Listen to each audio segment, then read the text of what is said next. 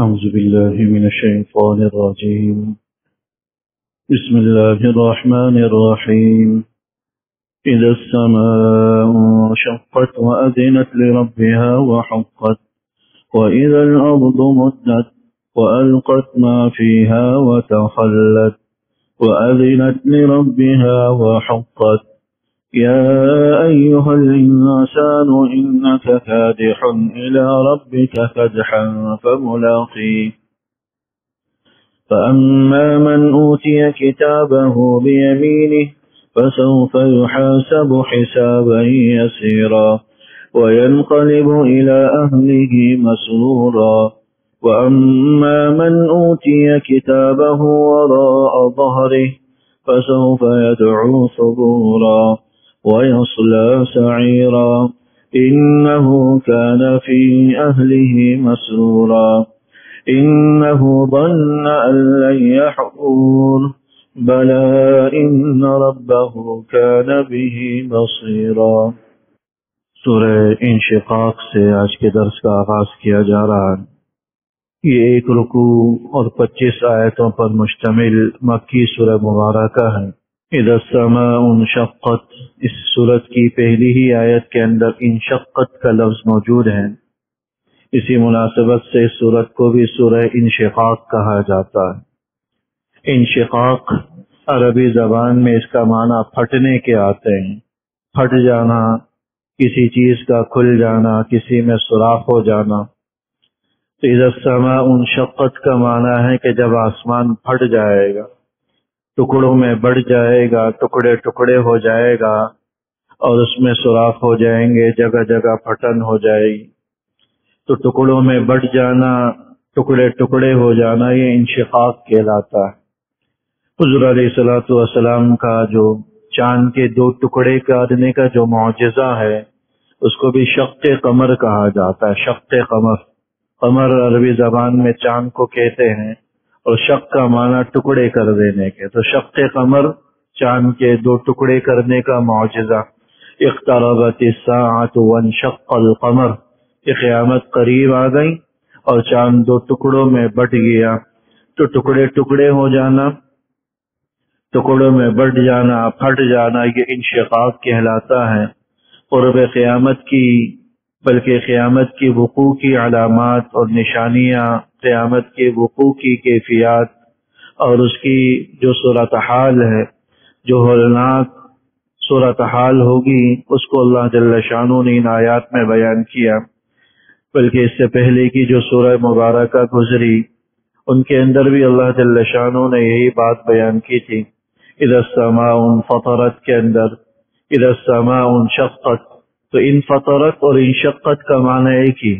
اذا السماء انفطرت، جب آسمان پھٹ جائے گا۔ اذا السماء انشقت، جب آسمان شق ہو جائے گا، پھٹ جائے گا۔ یہ کب ہوگا، کس موقع پر ہوگا؟ یہ اسی موقع اور مرحلے پر ہوگا جب اس نظام کو اللہ کے حکم سے لپیٹ دیا جائے گا۔ اللہ کا حکم ہوگا، یہ چاند، سورج، ستارے، سیارے، جتنے بھی اجرام فلکیہ ہیں، آسمان و زمین، تب اللہ کے حکم سے فنا ہو جانے کا حکم ہو۔ بعض روایات سے پتہ چلتا ہے کہ جب دوسری دفعہ سور پھونکا جائے گا، پہلی دفعہ حضرت اسرافیل علیہ السلام سور پھونکیں گے تو جتنے بھی جاندار ہوں گے سب مر جائیں گے۔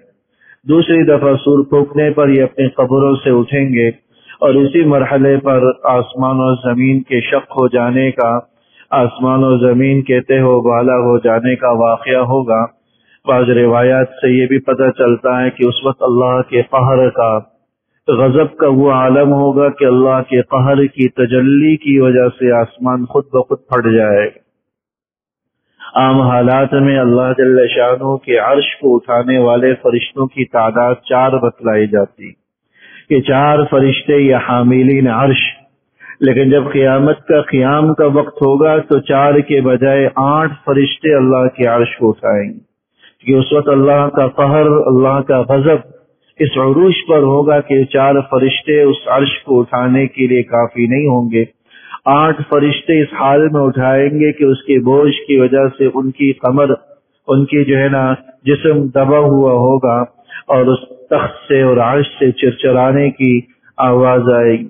اللہ کے قہر کی تجلی ایسی ہوگی کہ آسمان شق ہو جائے گا، یہ آسمان پھٹ جائے گا۔ وَأَذِنَتْ لِرَبِّهَا وَحُقَّتْ، اور وہ اپنے رب کے حکم کی اطاعت کرے گا، وحقت، اور اس پر لازم ہے کہ وہ اپنے رب کی حکم کی اطاعت کرے۔ اذینہ اذن عربی زبان کے اندر کان کو کہا جاتا، تو اذن کا معنی کان کے ہیں۔ عام لفظوں میں جب اس لفظ کا استعمال ہوتا ہے اذن کا، اس کا معنی ہوتا ہے کہ کان لگا کر سننا، ہمتن متوجہ ہو کر سننا، ہمتن گوش ہو کر سننا۔ تو اس وقت جب آسمان اور زمین کو پھٹنے کا حکم دیا جائے گا، شق کا حکم دیا جائے گا، تو اللہ فرماتا ہے کہ وَأَذِنَتْ لِرَبِّهَا، کہ آسمان اللہ کے حکم کی اطاعت کرے گی، کان لگا کر وہ اللہ کے حکم کی طرف متوجہ ہے۔ اس کے بس میں نہیں ہے کہ اللہ کے حکم سے ذرہ برابر بھی انحراف کر سکے، وحقت، اور اس پر لازم ہے کہ وہ اللہ کے حکم کی اطاعت کرے۔ اس کائنات کے اندر دو ہی ہستیاں ایسی ہیں جو کسی حد تک اپنا اختیار چلاتی ہیں، ایک انسانوں کی اور دوسری جنات کی۔ اس کے علاوہ جتنی بھی مخلوقات ہیں وہ سب اللہ کے حکم کے تابع ہیں۔ کسی کی اختیار اور بس میں کچھ نہیں ہے کہ اللہ کے حکم سے ذرہ برابر بھی انحراف کر سکے، ذرہ برابر بھی انکار کر سکے، یا اس کے مطابق عمل نہ کرنے کی اس کے اندر جرأت۔ اس لیے علماء فرماتے ہیں کہ اللہ کے جو احکام ہیں وہ دو قسم کے ہیں، ایک تشریعی احکام کہلاتے ہیں اور دوسرے تکوینی احکام کہلاتے ہیں۔ تشریعی احکام، ان کا مخاطب انسان اور جن، اس کے اندر بھی اللہ جل شانہ نے انسان اور جنات کو جو احکام دیے ہیں اس کی بھی دو کیٹیگریاں ہیں۔ کچھ کے اندر انسان کا اختیار رکھا گیا، انسان اور جنات کا، جتنی بھی عبادات ہیں، معاملات ہیں، اس کے اندر ایک حد تک انسان کو اختیار دیا۔ نماز پڑھنے کا اللہ نے حکم دیا، لیکن انسان اس پر مجبور نہیں، اپنے اختیار سے پڑھے گا، عبادات کرے گا، گناہوں سے بچے گا تو اجر و ثواب کا وہ حقدار ہوگا، اور اپنے اختیار سے نافرمانی کرے گا، عمل سے گریز اور اجتناب کرے گا تو سزا کا وہ حقدار ہوگا۔ کچھ چیزوں کے اندر انسان با اختیار نہیں ہے، مجبور ہے، محض ہے، عمر کے حوالے سے، زندگی کے حوالے سے، عمر کا گھٹنا، عمر کا بڑھنا، بڑھاپے کی طرف جانا، بڑھاپے سے قبر کی طرف جانا، یہ وہ چیزیں ہیں جو انسان کے بس کی نہیں۔ انسان لاکھ چاہے کہ میں اپنی بچپنے میں چلا جاؤں، جوانی سے بچپنے میں آ جاؤں، بڑھاپے سے جوانی میں چلا جاؤں، وہ دوبارہ وہ طاقت، قوت، شان و شوکت والا دبدبہ حاصل ہو جائے، انسان کے اختیار میں نہیں۔ تو ایک حد تک کچھ چیزوں کے اندر انسان کو اختیار دیا گیا، تو جو چیزیں انسان کے اختیار میں وہ تشریعی احکام کہلاتی، اور کچھ چیزوں کے اندر انسان اور دیگر مخلوقات یکساں طور پر برابر ہیں، وہ تکوینی احکام کہلاتی ہیں۔ اس کی ایک مثال میں نے انسانوں کے اندر دے دی۔ دنیا کے اندر جتنی بھی مخلوقات ہیں، جن اور انس کے علاوہ، وہ سب کے سب اللہ کے حکم کے تکوینی طور پر پابند، کسی کے بس میں نہیں ہے کہ اللہ کے حکم سے انحراف کر سکے۔ اتیا قالتا اتینا طائعین، جب اللہ جل شانہ نے آسمان اور زمین کی تخلیق کی تو انہیں فرمایا کہ میرے حکم کے آگے سر جھکا لو، تو انہوں نے کہا کہ ہم خوشی کے ساتھ، رغبت کے ساتھ، برضا و خوشی آپ کے حکم کے آگے سر جھکاتے ہیں۔ تو اس وقت سے یہ مطیع اور فرمانبردار، یہ تو انسان ہے کہ کبھی اطاعت کرتا ہے تو کبھی نافرمانی کرتا ہے، کبھی اپنا بس اپنا من چلاتا، اپنی مرضی چلاتا ہے، تو کبھی اللہ کے حکم کے آگے سر بسجود ہوتا ہے۔ یہ انسانوں میں تفریق ہے، ایمان والے کی اور کافر کی، فرمانبردار کی، نافرمان کی، اطاعت گزار، اطاعت شعار کی اور نافرمان کی، انسانوں کے اندر تفریق۔ یہ اختیارات اللہ جل شانہ نے انسان کو دے رکھا۔ قرآن کریم کی آیت کے اندر اللہ جل شانہ نے یہی بات بیان فرمائی کہ اِنَّا عَرَضْنَا الْأَمَانَةَ عَلَى السَّمَاوَاتِ وَالْأَرْضِ فَأَبَيْنَ أَن يَحْمِلْنَهَا وَأَشْفَقْنَ مِنْهَا وَحَمَلَهَا الْإِنسَانُ، کہ ہم نے یہ امانت، احکام شریعت کا بوجھ ہم نے آسمان اور زمین پر پیش کیا، تو فَأَبَيْنَ أَن يَحْمِلْنَهَا، آسمان اور زمین نے انکار کر دیا کہ ہم شریعت کا اتنا بڑا بوجھ اپنے اوپر نہیں لاد سکتے۔ وَحَمَلَهَا الْإِنسَانُ، یہ انسان ہی تھا جس نے اس بوجھ کو اپنے کندھوں پر لادا۔ اللہ فرماتا ہے انہ کان ظلوما جہولا، یہ بڑا ظالم بھی ہے، بڑا جاہل بھی ہے، اس کو پتہ نہیں کہ بوجھ کتنا بڑا ہے۔ تو ظلم ایسا کہ بوجھ اور ذمہ داری لے لی، امانت اپنے ذمے لے لی، پھر امانت کے اندر اس نے خیانت کی۔ امانت یہی تھی کہ اللہ کی حکم کی اطاعت ہر حال میں کرتا، لیکن اس نے اللہ کی نافرمانیاں شروع کی، انبیاء کی نافرمانیاں شروع کی، منمانیاں شروع کی، اس نے امانت کے اندر خیانت کی۔ اس وجہ سے اللہ نے اس کو ظلوم کہ ظالم، نافرمان اور جہول قرار دیا کہ امانت کے اندر خیانت کر رہا ہے لیکن اس کو احساس بھی نہیں۔ تو آسمان و زمین کے اختیار میں نہیں ہے، وَأَذِنَتْ لِرَبِّهَا وَحُقَّتْ، اور وہ اپنے رب کے حکم کی اطاعت کرے گا آسمان، وحقت، اور اس پر لازم ہے کہ وہ اپنے رب کے حکم کی اطاعت کرے، اس کے بس میں نہیں ہے اس کے خلاف کرنا۔ اور زمین کے بارے میں کیا معاملہ ہوگا؟ وَإِذَا الْأَرْضُ مُدَّتْ، زمین کو کھینچ کر دراز کر دیا جائے گا، وَأَلْقَتْ مَا فِيهَا وَتَخَلَّتْ، اور جو کچھ زمین کے اندر ہے زمین اسے اگل دے گی، وَتَخَلَّتْ، بالکل خالی ہو کر رہ جائے گی، وَأَذِنَتْ لِرَبِّهَا وَحُقَّتْ، اور یہ زمین بھی اپنے رب کی اطاعت کرے گی، وحقت، اور اس پر لازم ہے کہ اپنے رب کی اطاعت کرے۔ زمین کو کھینچ کر دراز کر دیا جائے گا، جس طرح کپڑے کو کھینچ کر دراز کر دیا جاتا ہے، اس کی سلوٹوں کو دور کر دیا جاتا ہے، اس کے اندر جو سلوٹیں ہیں ختم کر دیا جاتا ہے استری کر کے، ایسے ہی زمین کو اس طرح کھینچ دیا جائے گا کہ اس کے اندر جو گڑھے ہیں وہ سب ختم ہو جائیں گے، جو پہاڑ ہیں وہ سب برابر ہو جائیں گے، پوری زمین ہموار ہو جائے گی اور اس پوری زمین کو دراز کر دیا جائے گا، اور اسی زمین پر حشر کا میدان سجے گا۔ یہ وَإِذَا الْأَرْضُ مُدَّتْ، بعض روایات کے اندر آئے کہ جس طرح ربڑ کو کھینچ کر لمبا کر دیا جاتا ہے، ایسے ہی زمین کو بھی کھینچ کر لمبا کر دیا جائے، اور اولین اور آخرین کا اجتماع اس زمین کے اوپر ہو، اولین اور آخرین کا اجتماع اس زمین کے اوپر ہو۔ ہر آدمی کو زمین میں صرف اتنا حصہ ملے گا جتنا اس کی قدموں کے رکھنے کی جگہ ہو، اور اس حالت میں حشر کا میدان سجے گا اور اللہ جل شانہ کی طرف سے حساب و کتاب ہو۔ تو وَإِذَا الْأَرْضُ مُدَّتْ، زمین کی سلوٹیں، زمین کی وادیاں، زمین کے پہاڑ، زمین کے گڑھے، زمین کی کھائیاں، زمین کے سمندر، بڑے بڑی اونچے اونچے پہاڑ سب ملیا میٹ ہو جائیں گے اور سب بالکل ہموار ہو کر برابر سرابر ہو جائیں گے، اور اسی میں اللہ جل شانہ اولین اور آخرین کو جمع فرمائیں۔ بعض روایات کو اور بعض آیات سے پتہ چلتا ہے کہ زمین کو بھی تبدیل کر دیا جائے گا، آسمان اور زمین کو بھی تبدیل کر دیا جائے گا۔ اس زمین کو تبدیل کر کے اس کی جگہ دوسری زمین، دوسرا آسمان قائم کیا جائے گا، جو زمین بالکل سفید رنگ کی ہوگی۔ یوم تبدل الارض والسماوات، کہ جس دن ہم زمین و آسمان کو تبدیل کر دیں گے۔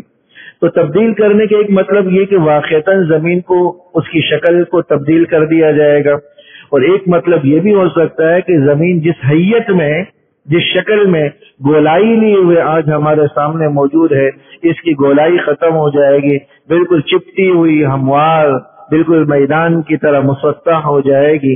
یہ دونوں مطلب اس آیت مبارکہ کے ہیں کہ وَإِذَا الْأَرْضُ مُدَّتْ، کہ جب زمین کو کھینچ کر دراز کر دیا جائے گا، وَأَلْقَتْ مَا فِيهَا وَتَخَلَّتْ، اور زمین میں جو کچھ ہے زمین اسے اگل دے گی، وَتَخَلَّتْ، بالکل خالی ہو کر رہ جائے گی۔ جو کچھ زمین میں ہے زمین اسے اگل دے گی، سارے ذخائر، سارے معدنیات، سارے سونا چاندی جواہرات، جتنے بھی ذخائر زمین کے اندر موجود ہیں وہ سب باہر آ جائیں گے۔ جو مردے مدفون ہیں وہ بھی زمین اگل کر باہر کر دے گی، ساری زمین شق ہو جائے گی، قبروں سے مردے اٹھیں گے۔ روایات کے اندر آتا حضور علیہ الصلوۃ والسلام نے فرمایا کہ انا اول من ينشق منه القبر، کہ میں سب سے پہلا وہ شخص ہوں گا جس کی قبر کو شق کیا جائے گا، جو قبر جس کی پھٹے گی اور میں قبر سے اٹھوں گا۔ وانا اکسا حلۃ من حلل الجنہ، اور جنت کے لباسوں پوشاکوں میں سے مجھے پوشاک پہنایا جائے گا۔ اس سے پہلے سب بڑھانا ہوں، کسی کو لباس کی توفیق نہیں ہوگی، سب سے پہلا لباس حضور علیہ الصلوۃ والسلام کو پہنایا جائے گا۔ اور بعض روایات کے اندر آتا ہے کہ سب سے پہلے لباس حضرت ابراہیم علیہ الصلوۃ والسلام کو پہنایا جائے گا۔ لیکن حضرت ابراہیم علیہ السلام کو حشر کے میدان میں سب سے پہلے پہنایا جائے گا۔ آپ علیہ السلام کو قبر سے اٹھتے ہی اول وہلے میں یہ لباس پہنایا جائے گا، اور جب حشر کا میدان سجے گا تو اس وقت سب سے پہلے حضرت ابراہیم علیہ السلام کو لباس پہننے کی سعادت ملے گی، کیونکہ انہیں اللہ کے راستے میں بڑھانا کیا گیا تھا۔ جب فرعون نمرود نے ان کو آگ میں ڈالا تو ان کے لباس کو اتار دیا گیا تھا، تو اللہ کے راستے میں یہ بڑھانا ہوئے تھے۔ اس اعزاز میں اللہ کی طرف سے حشر کے میدان میں سب سے پہلے انہیں لباس پہنایا جائے، سارے لوگ کیا مرد کیا عورتیں سب بڑھانا ہوں گی۔ جس طرح انسان دنیا میں آیا تھا جسم میں ایک چھتڑا بھی موجود نہیں تھا، قبروں سے بھی اسی عالم میں اٹھیں گے کہ جسم میں لباس نام کی کوئی چیز نہیں ہوگی۔ حضرت سیدہ عائشہ رضی اللہ تعالیٰ عنہ شرم و حیا کی پیکر، عفت اور پاک دامنی کی پیکر سیدہ عائشہ رضی اللہ تعالیٰ عنہ نے حضور سے پوچھا، اللہ کے رسول یہ تو بڑی شرم کی بات ہوگی، نہ مردوں کے جسم پر کوئی لباس نہ خواتین کے جسم پر لباس، تو کیا اس وقت ایک دوسرے سے حیا نہیں آئے گی؟ حضور نے فرمایا کہ عائشہ لوگوں کو فکر ہی کہاں ہوگی، نفسا نفسی کا ایسا عالم ہوگا کہ پتہ ہی نہیں چلے گا کہ کس نے کیا پہنا ہوا کس نے کیا نہیں پہنا ہوا، سب کو اپنی ہی پڑی ہوگی، دوسروں کے لباس کی تو تم دور کی بات۔ آج اگر کہیں اللہ معاف کرے کوئی عمارت گر جاتی ہے، آگ لگ جاتی ہے، تو لوگ یہ نہیں دیکھتے کہ جسم میں لباس کیسا ہے، میں کس حیت پر ہوں، بلکہ جان بچانے کی کوشش کرتے ہیں اور اپنی جان کو کسی طرح محفوظ کرنے کی بحفاظت وہاں سے نکلنے کی کوشش کرتے ہیں۔ تو اس وقت ہر آدمی اسی کیفیت میں ہوگا کہ کسی طرح اپنی جان بچاؤں، اپنے آپ کو بچاؤں، دوسرے کا کیا ہو رہا ہے، دوسرے کے ساتھ کیا معاملہ ہو رہا ہے، کسی کو کسی کی کوئی پرواہ نہیں ہو۔ وَأَلْقَتْ مَا فِيهَا وَتَخَلَّتْ، سارے دفینے، سارے معدنیات، سارے سونا چاندی کے ذخائر، جتنے بھی معدنیات اس کے اندر ہے سب باہر آ جائیں۔ بعض روایات کے اندر آیا کہ جب سارے ذخائر باہر آئیں گے اس وقت وہ آدمی جس نے دنیا میں مال و متاع کی خاطر کسی کو قتل کیا ہوگا حسرت کرے گا کہ یہی وہ چیز تھی کہ میں نے اس کی خاطر میں نے دنیا کے اندر ناحق قتل کیا کسی کو، اسی کی خاطر میں نے لوگوں کا خون بہایا۔ لیکن اس وقت کی یہ حسرتیں آج ہم اسی کی وجہ سے ایک دوسرے کا خون بہا رہے ہیں۔ جتنی جنگیں لڑی جا رہی ہیں وہ مال و متاع کی وجہ سے، جائیداد کی وجہ سے، دنیاوی جو ہے نا اسباب کی وجہ سے، اور دنیاوی مفادات اور اغراض کی وجہ سے، بلکہ رشتوں کے اندر بھی، بھائیوں کے اندر بھی ایک دوسرے کے خلاف محاذ آ رہی ہے، تو اس کا سبب یہی مال و متاع، پراپرٹی کے مسائل، وراثت کے مسائل، جائیداد کے مسائل، کاروبار کے مسائل، ترکے اور وراثت کے ایسے مسائل ہیں کہ ایک بھائی دوسرے بھائی کے خلاف محاذ آ رہا ہے، عدالتوں میں چکر لگ رہے ہیں، ایک دوسرے پر کیسوں پر کیس، بہتان تراشیوں پر بہتان تراشیاں، یہ ہمارے معاشرے کے اندر عام ہے۔ اس کا سبب بننے والی یہی چیز، کہ قیامت والے دن جب زمین یہ ساری اگل دے گی اس وقت حسرت کرے گا کہ میں نے اسی کی خاطر اپنے بھائی کا گلا کاٹا، اپنے بھائی کو میں نے عدالتوں میں کھینچا، اپنے بھائی کو میں نے رسوا کیا، رشتے توڑے، تعلقات منقطع کی، لیکن اس وقت کی حسرتیں انسان کے کام نہیں آئیں گی۔ وَأَلْقَتْ مَا فِيهَا وَتَخَلَّتْ، جو کچھ اس میں زمین میں ہے زمین اسے اگل دے گی، وَتَخَلَّتْ بالکل خالی ہو کر رہ جائے گی۔ اس آیت سے علماء نے یہ بھی بتلایا کہ جو اعمال ہیں، جس زمین کے جس ٹکڑے پر کھڑا ہو کر، بیٹھ کر، لیٹ کر، خلوت اور تنہائی میں یا جلوت میں انسان نے کوئی عمل کیا ہوگا زمین اسے بھی اگل دے گی۔ یہ ہمارے سارے اعمال کے رازدار، اس لیے کوئی نہ سمجھے کہ میں کوئی عمل کر رہا ہوں تو چھپ کر رہا ہوں، کوئی مجھے دیکھ نہیں رہا، کوئی میرے عمل پر گواہ نہیں ہے۔ آپ کے ایک ایک عمل کو نوٹ کیا جا رہا ہے، ایک ایک عمل کی یہ زمین گواہ بن رہی ہے، ایک ایک عمل کو کل قیامت والے دن اللہ کی بارگاہ میں پیش کرے گی کہ اس جگہ اس نے یہ نماز پڑھی، اس جگہ اس نے یہ 2 رکعتیں پڑھی، اس جگہ اس نے یہ گناہ کیے، یہ فلاں عمل کی۔ تو یہ زمین ہمارے اپنے اعمال کی رازدار ہے، ایک ایک عمل کی ایک ایک چپا جو ہے نا گواہی دے گا۔ وَأَلْقَتْ مَا فِيهَا وَتَخَلَّتْ، کہ جو کچھ زمین میں ہے زمین اسے اگل دے گی، وَتَخَلَّتْ بالکل خالی ہو جائے گی، وَأَذِنَتْ لِرَبِّهَا وَحُقَّتْ، اور وہ بھی اپنے رب کی حکم کی اطاعت کرے گی، وحقت، اور اس پر لازم ہے کہ اپنے رب کی حکم کی اطاعت کرے۔ جیسا کہ اوپر کی آیت میں نے عرض کیا تھا کہ آسمان اور زمین کو اس کا اختیار ہی نہیں کہ اللہ کے حکم سے سر منہ انحراف کر سکے. یا ایھا الانسان انک کادح الی ربک کدحا فملاقی. آسمان و زمین کی اطاعت اور ان کی فرمانبرداری بیان کرنے کے بعد اللہ جل شانہ نے انسان سے شکوہ کیا کہ یہ آسمان و زمین طاقتور ہونے کے باوجود، اپنے اندر تمام تر وسعتیں لینے کے باوجود، تمام تر قوت کے باوجود اللہ کے حکم سے ذرہ برابر بھی انحراف کر سکتے ہیں، نہیں کر سکتے. تو انسان ہے جو واحد انسان ہے جو اللہ کے حکموں کو پامال کرتا ہے، اللہ کے حکموں سے انحراف کرتا ہے. اللہ جل شانہ نے انسانوں کو خطاب کیا، یا ایھا الانسان انک کادح الی ربک کدحا فملاقی، کہ تم سب کشاں کشاں اپنے رب کی طرف چلے جا رہے ہو. فملاقی ان قریب تم سب اپنے رب سے ملاقات کرو گے. کادحن کا معنی آتا ہے مشقت والا اٹھانا، محنت اٹھانا، یعنی تم سب مشقت میں ہو، محنت کر رہے ہو، لیکن سب بالآخر اپنے رب ہی کی طرف جاؤ گے. فملاقی، اور سب نے اپنے رب سے ہی ملاقات کرنی. یہ ایسی آیت مبارکہ ہے، اگر انسان صرف اس ایک آیت کے اندر غور کر لے، اس کی ساری محنتوں کا، ساری جد و جہد کا اور ساری کوششوں کا جو مرکز ہے، جو اس کا منبع ہے، وہ بالکل ٹھیک ہو جائے، سدھر کر رہ جائے. اس دنیا کے اندر کوئی ایسا آدمی نہیں ہے جو محنت نہ کر رہا ہو، مشقت نہ اٹھا رہا ہو. ایمان والا ہے تو وہ بھی مشقت اٹھا رہا ہے، کافر ہے تو بھی مشقت اٹھا رہا ہے، نیکوکار ہے تو بھی مشقت اٹھا رہا ہے، فاسق اور بدکار ہے تو بھی مشقت اٹھا رہا ہے، محنت مزدوری کرنے والا وہ بھی محنت اٹھا رہا ہے. ایک چور اچکا ہے، ڈاکو ہے، رہزنی کر رہا ہے، وہ بھی محنت کر رہا ہے.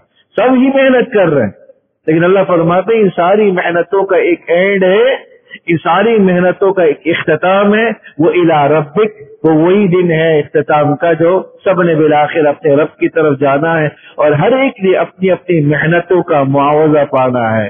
تو کیا یہ اچھا ہو کہ جو دنیا کی ہم محنتیں کر رہے ہیں، ہماری محنتوں کا مرکز صرف اللہ کی ذات ہو، ہماری محنتوں کا مرجع صرف اللہ کی خوشنودی ہو، اللہ کی رضا ہو، اللہ کو خوش کرنے کی نیت ہو. دیکھیں دنیا میں انسان جتنی بھی محنت کرتا ہے لوگوں کو راضی کرنے کے لیے، یہ لوگ کبھی بھی آپ سے راضی نہیں ہو. یہ لوگ جتنی بھی آپ توانائیاں صرف کر لیں، جتنی بھی آپ محنتیں کر لیں، لوگوں کو راضی کرنے کے لیے لوگ کبھی بھی راضی ہونے والے نہیں. ایک والد ہے جو اپنی جوانی اپنی اولاد کے لیے کھپاتا ہے، جب وہ بڑھاپے کی دہلیز میں پہنچتا ہے تو یہی اولاد اپنے والد کو کہتے ہیں آپ نے ہمارے لیے کیا ہی کیا. یہ نہیں دیکھتے کہ کتنی محنتیں، کتنی توانائی اس نے اپنی جوانی آپ کے لیے صرف کی. ایک ملازم ہے 10 سال 15 سال 20 سال 25 30 سال ایک ادارے میں کام کرتا ہے، لیکن بالآخر اس کو ایک جملہ کہہ کر کے آپ فارغ ہیں نکال دیا جاتا ہے. یہ نہیں دیکھا جاتا کہ اس نے 25-30 سال تک اپنی ساری توانائی آپ کے یہاں صرف کر دی، ساری محنتیں یہاں لگا دی، ساری جو ہے نا اپنی خوشیاں یہاں قربان کر دی. اس کی ساری توانائیوں کو، ساری محنتوں کو یہ انسان کبھی بھی جو ہے نا اس کی جو ہے نا اور اس کا معاوضہ نہیں دے سکتا. اس لیے کیا ہی اچھا ہو کہ انسان اپنی ساری محنتوں کا مرجع، ساری محنتوں کا محور اللہ کی رضا اور خوشنودی کر لے. جتنی انسان محنتیں کرتا ہے دنیا کے حصول کے لیے، کتنی محنت اپنی آخرت کو حاصل کرنے کے لیے کرے. تو اس دنیا کے اندر کوئی آدمی ایسا نہیں ہے جو مشقت میں نہ ہو. کسی کو کس اعتبار سے تکلیف پہنچتی ہے تو کسی کو کس اعتبار سے تکلیف پہنچتی ہے، کوئی کس حادثے کا شکار ہو جاتا ہے، کوئی کس پریشانی کا شکار ہو جاتا ہے. اللہ جل شانہ یہی بات بیان فرما رہے کہ یا ایھا الانسان انک کادح، اے انسان تم سب مشقت اور محنت اٹھانے والے ہو اپنے رب کی طرف سے. فملاقی، قدحا محنت اٹھانے والے ہو، فملاقی، اور بالآخر سب کے سب اپنے رب سے ملیں گے. اس آیت کا مطلب یہ بھی ہو سکتا ہے کہ بالآخر سب کے سب اپنی محنتوں سے ملیں گے. اپنی محنتوں سے ملنے کا مطلب اپنی محنتوں کا معاوضہ پائے گی. تو جس نے اچھائی کے لیے، نیکی کے لیے، اللہ کو راضی کرنے کے لیے محنت کی ہوگی، وہ بھی کل قیامت والے دن اپنی محنتوں کا اجر دیکھے گا، اپنی محنتوں کا ثمر دیکھے گا، اپنی محنتوں کا رزلٹ دیکھے گا. اور جس نے اپنی توانائیاں مخلوق کو راضی کرنے کے لیے صرف کی ہوں، اپنی محنتیں صرف دنیا بنانے کے لیے صرف کی ہوں گی، آپ نے رب کو ناراض کیا ہوگا لوگوں کی خاطر، وہ بھی اپنی محنتوں کا نتیجہ دیکھ لے گا، بالآخر ساری محنتوں کا مرجع لوٹ کر اللہ کی ذات کی طرف جائے گا۔ پھر لوگوں کی دو کیٹیگریز ہوں گی، فَأَمَّا مَنْ أُوتِيَ كِتَابَهُ بِيَمِينِهِ، جن لوگوں نے اپنی محنتوں کا مرجع دنیا کے اندر محور اچھا بنایا تھا، اللہ کی رضا اور خوشنودی کو بنایا تھا، یہ وہ لوگ ہوں گے جن کے دانے ہاتھوں میں اعمال نامہ دیا جائے گا۔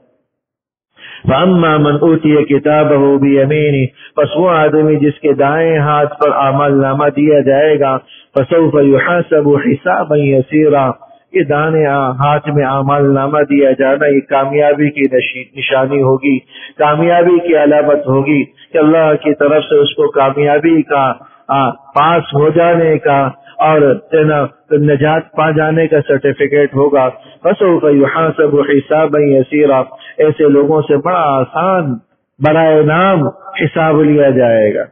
حساب سب سے ہوگا، حساب اللہ جل شانہ سب سے لیں گے، لیکن کچھ کا حساب ایسا ہوگا جو اتنا بڑا انعام ہوگا جو نہ ہونے کے برابر۔ اس لیے حضور علیہ الصلوۃ والسلام یہ دعا ہمیں سکھلایا کرتے تھے، خود بھی دعا کیا کرتے تھے، اللہم حاسبنی حسابا یسیرا، اے اللہ ہمارا آسان حساب لے۔ ایک روایت کے اندر حضور علیہ الصلوۃ والسلام نے فرمایا کہ من حوسب فقد عذب، کہ جس کا حساب شروع ہو گیا بس وہ عذاب میں آگے، لپیٹ میں آگے۔ تو اس حدیث سے تو سمجھ میں آ رہا ہے کہ جس کا حساب و کتاب شروع ہو گیا وہ لپیٹ میں آ گیا، اور یہاں اللہ جل شانہ فرما رہے ہیں کہ بھائی حساب بڑا آسان لیا جائے گا اہل جنت سے۔ حالانکہ حساب کا مطلب ہی ہے کہ عذاب کی لپیٹ میں آ جانا۔ تو یہ سوال حضرت سید عائشہ رضی اللہ تعالی عنہ نے حضور علیہ الصلوۃ والسلام سے فرمایا کہ اللہ کے رسول آپ نے تو فرمایا تھا کہ بھائی جس کا حساب شروع ہو گیا وہ عذاب کی لپیٹ میں آ گیا۔ ادھر اللہ جل شانہ فرما رہے ہیں کہ جو کامیاب ہو گئے، جس کے اعمال نامے داہنے ہاتھوں میں دیے گئے، ان کا بڑا آسان حساب ہوگا۔ حالانکہ حساب کے بعد تو پھر پکڑ ہے، نجات کہاں سے ہوگی؟ حضور علیہ الصلوۃ والسلام نے فرمایا کہ عائشہ یہ حساب نہیں ہوگا، یہ تو صرف پیش کرنا ہوگا، نجات کی ایک صورت ہوگی۔ اللہ جل شانہ صرف اعمال بتلائیں گے کہ دیکھو تم نے یہ عمل کیا تھا، مقصد پکڑنا نہیں ہوگا، گرفت کرنا نہیں ہوگا۔ بعض روایات کے اندر آتا ہے کہ اللہ اپنے ایک بندے کو بلائے گا جس کو اللہ معاف کرنا چاہے، ایک ایک کر کے اس کی ایک ایک حرکت اس کے سامنے رکھے کہ تم نے یہ کیا تھا، یاد ہے؟ وہ کہے گا کہ ہاں اللہ مجھے یاد ہے کہ مجھ سے یہ گناہ ہوا۔ تو ایک ایک کر کے اعمال اللہ اس کی بدعملیوں کو گنوائیں گے تو بالآخر اس کا سر نیچے جھک جائے گا، یقین ہو جائے گا کہ آج میری نجات تو ممکن نہیں۔ تو اللہ فرمائے گا کہ جاؤ، جس طرح دنیا میں میری تیری پردہ پوشی کی تھی، آج میں اتنے سارے لوگوں کے سامنے تجھے کیسے رسوا کر دوں جب میں نے تمہاری مغفرت کر۔ یہی حساب ہے یسیر۔ اب میں سے کوئی آدمی ایسا نہیں ہے جس سے بدعملی یا گناہ سرزد نہ ہو، اس لیے ہر حال میں اللہ سے یہ دعا کرنی چاہیے کہ اللہ ہمارے حساب اعمال نامے بس پیش ہوں، مناقشہ نہ ہو، اس میں حساب برائے نام پیش ہو، اور آپ اپنی ستاری کی چادر میں ہمیں لپیٹ دیں، اور ہمارے بھی یہ کہہ دیا جائے کہ فَسَوْفَ يُحَاسَبُ حِسَابًا يَسِيرًا، کہ ایسے لوگوں سے بڑا آسان حساب لیا جائے گا۔ وَيَنْقَلِبُ إِلَىٰ أَهْلِهِ مَسْرُورًا، پھر جب اعمال نامہ داہنے ہاتھ میں مل جائے، حساب و کتاب بھی آسانی سے اس سے نجات و چھٹکارا مل جائے، تو بڑے خوشی خوشی وہ اپنے گھر والوں کے پاس جائے۔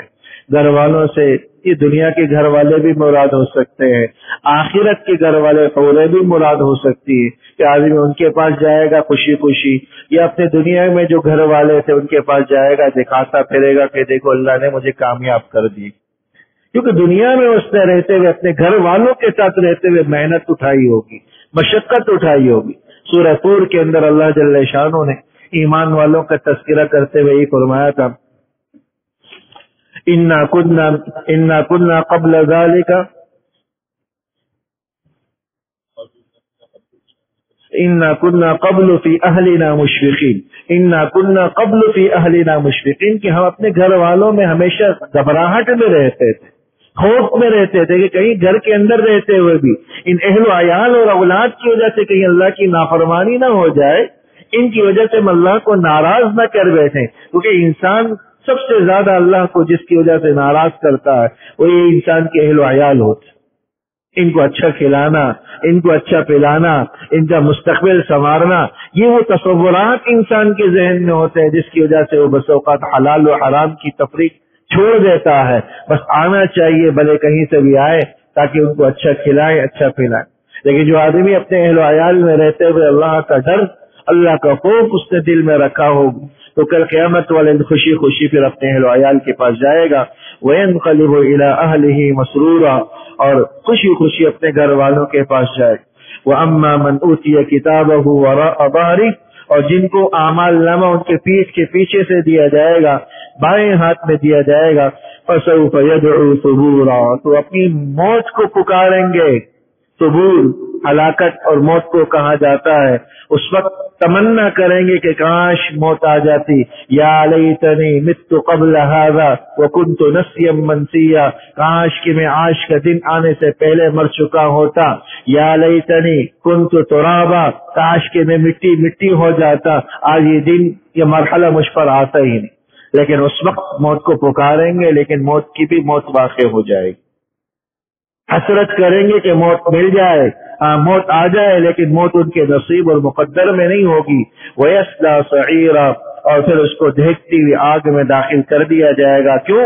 إِنَّهُ كَانَ فِي أَهْلِهِ مَسْرُورًا، وہ تو دنیا میں بڑا خوش، گھر والوں کے ساتھ بڑے مزے کی زندگی گزار رہا تھا، اپنی من پسند زندگی گزاری، اپنی چاہتوں والی زندگی گزاری، ان کو راضی کرنے اور ان کو خوش کرنے کے لیے اپنے رب کو ناراض کیا، ان کے اندر خوشیاں لانے کے لیے، ان کے اندر خوشیاں بھرنے کے لیے اور گھر کو خوش و خرم رکھنے کے لیے اپنے رب کو ناراض کیا ہوگا۔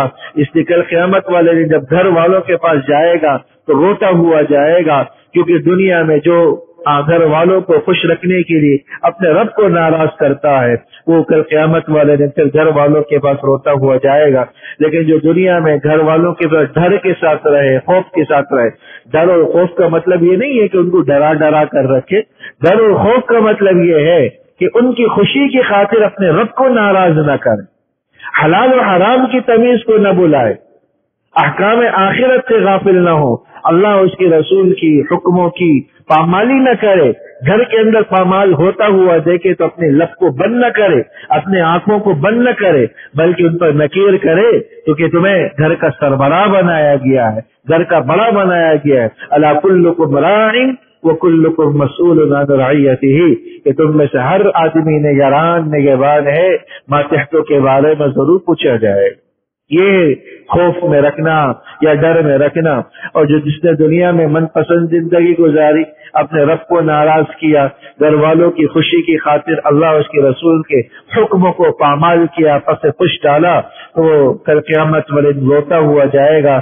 انہ ظن ان لن یحور، وہ یہ سمجھ رہا تھا کہ شاید کبھی پلٹ کر یہاں سے جانا ہی نہیں، بلا کیوں نہیں، ان ربہ کان بہ بصیرا، کہ تمہارا رب سب چیزیں دیکھ رہا تھا کہ کون دنیا میں اللہ اس کے رسول کے حکموں کی کو پامال کر رہا ہے اور کون اللہ اس کے رسول کے حکموں کی اطاعت کرتا ہے اور اس کے مطابق زندگی گزارنے کی کوشش کرتا ہے۔